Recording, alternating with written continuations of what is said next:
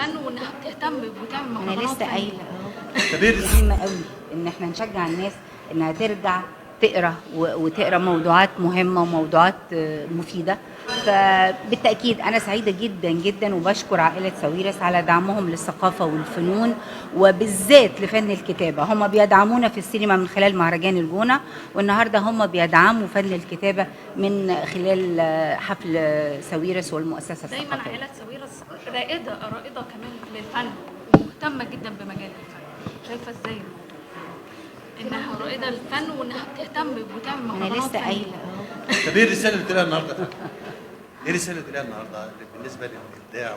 اقول انه اولا مبروك لكل الفائزين النهارده بجوائز الابداع، وانه انا اطمنت كده انه يعني سمعت على المسرح بيقولوا انه في اكتر من 1000 فنان من الشباب الجداد اتقدم بموضوعات. فده شيء رائع، انه معناه ان يعني في جيل طالع ومهتم.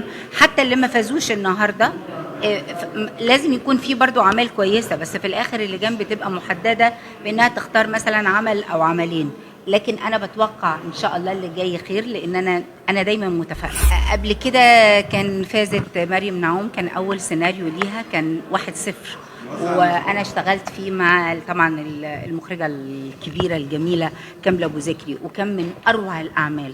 العمل ده يا جماعه خد 50 جايزه في مهرجانات، لف مهرجانات العالم. ده قعد يلف المهرجانات 3 سنين، بيلف كل مهرجانات العالم.